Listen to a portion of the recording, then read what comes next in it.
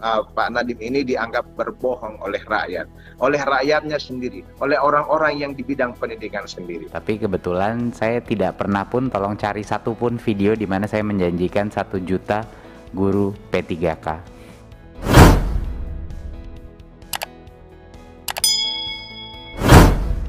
Saya ingin menyampaikan bahwa kami di Gorontalo ini berdiskusi banyak dengan para guru, juga dengan para dosen dan para calon P3K.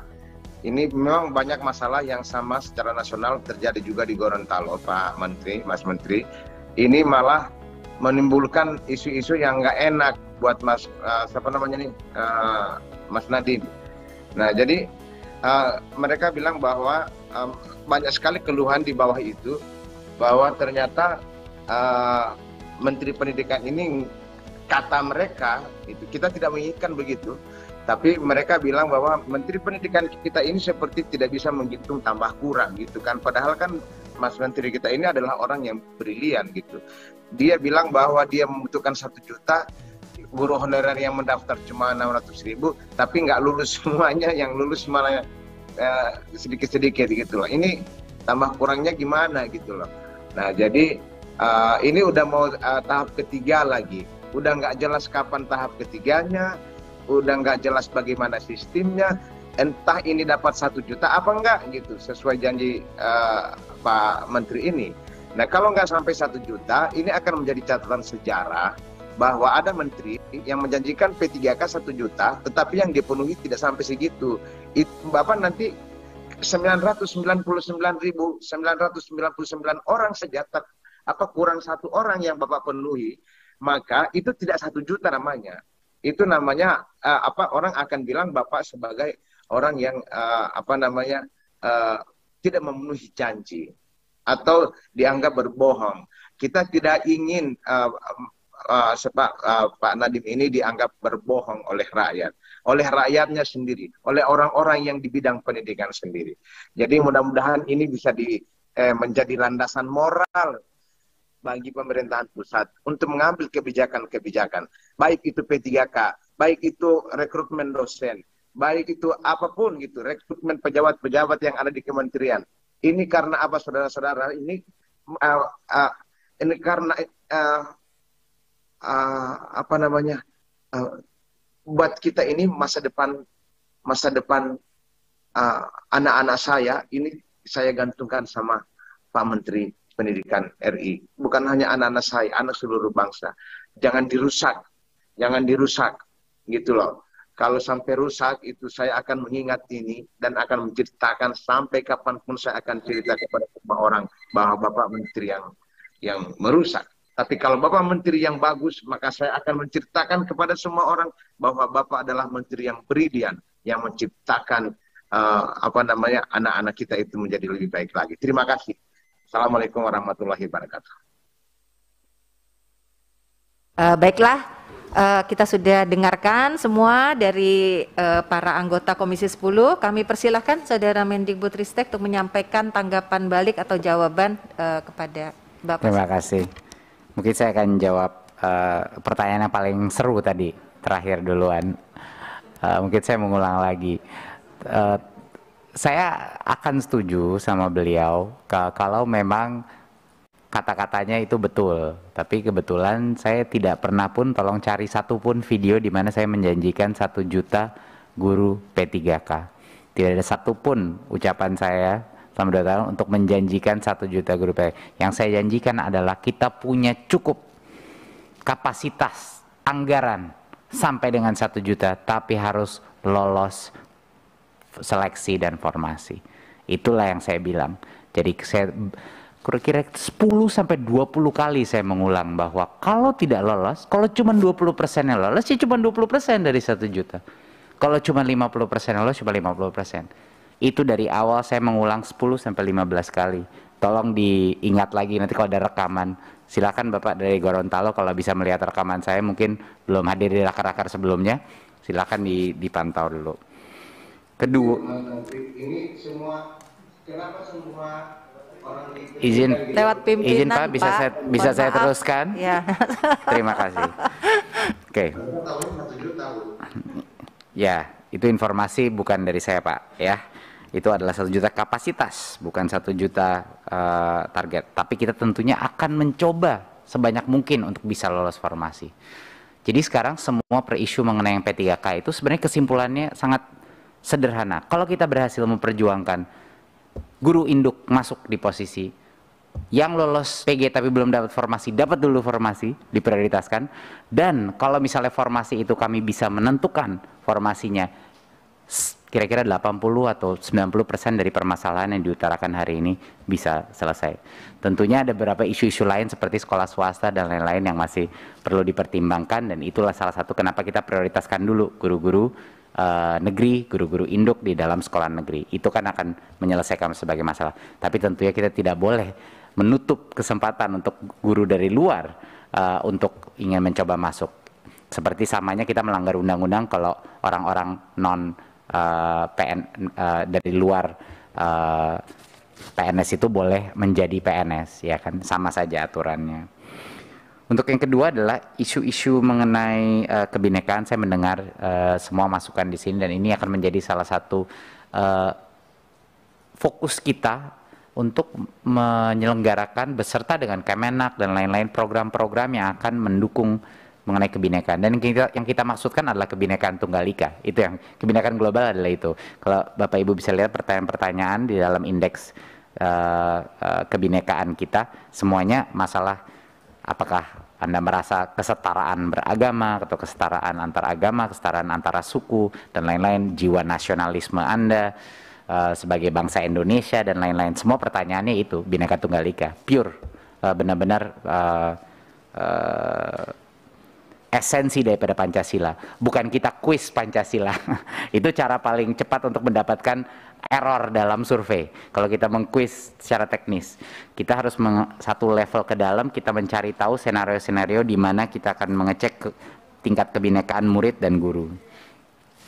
Nah, ini yang komitmen kita kepada 193 guru yang lulus PG belum dapat formasi, itu yang sudah diutarakan oleh Pak Mas Iwan tadi.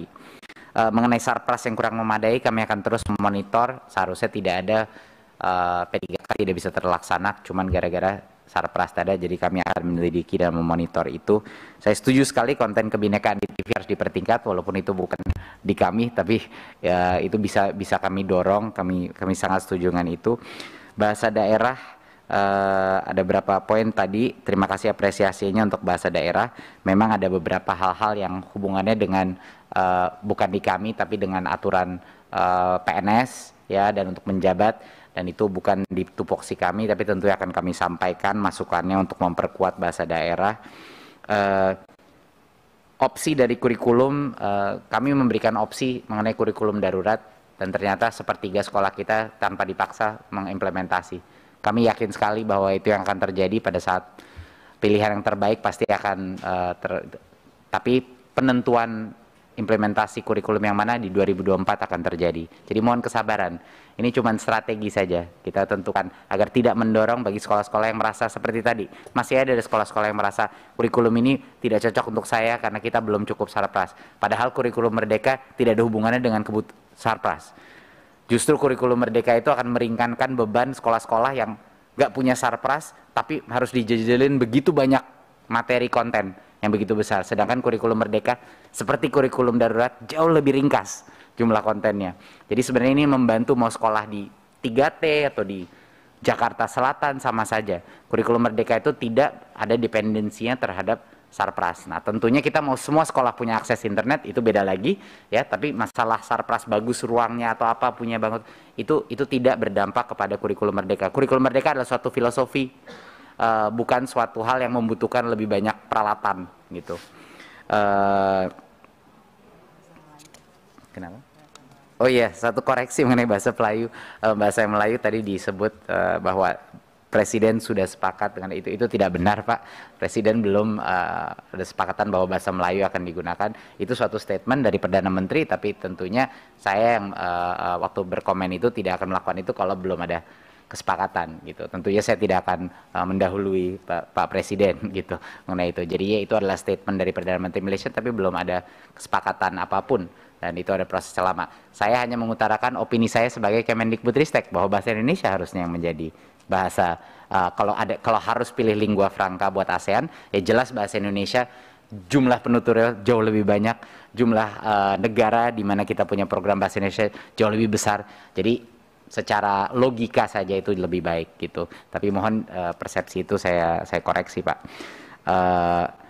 Nah, ini mengenai guru swasta yang dipecat karena nggak boleh menggunakan dana BOS untuk P3K padahal mereka belum dapat kerjaan. Ini akan segera saya selidiki isunya ini di mana, karena itu seharusnya, saya sangat menyedihkan itu terjadi padahal mereka belum bekerja di posisi mereka, dan harusnya itu tidak terjadi. Jadi mohon waktu, mungkin nanti kalau ada tambahan silakan, tapi kami akan kaji secara internal bagaimana caranya memitigasi isu ini. Kasihan sekali mereka dengan situasi seperti ini karena peraturan tersebut. Tadi ada poin mengenai produk dalam negeri dan PKDN. Izinkan saya laporkan bahwa saat ini perhitungan PDN kemarin itu yang dilaporkan sebenarnya jauh di bawah sebenarnya realitanya. Kami sudah selama masa itu sudah berlipat ganda ternyata temuan kami, karena itu hasil workshop 2 hari. Jadi ternyata sekarang tingkat PKDN kita dan PDN kita, pembelian procurement dalam negeri, salah satu yang tertinggi, sangat tinggi persentasenya. Sekarang tinggal kita mengolah bagian PKDN-nya atau kontennya di dalam setiap produk itu berapa persentase. Tapi itu udah jelas, kita udah jauh di atas angka yang kemarin dilaporkan. Dan itu akan kita tingkatkan karena kita dalam proses. Ini bukan proses yang mudah.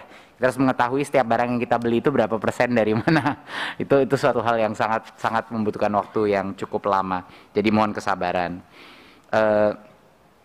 Betul, sangat tepat. Saya setuju. Mas Iwan pasti juga sangat setuju bahwa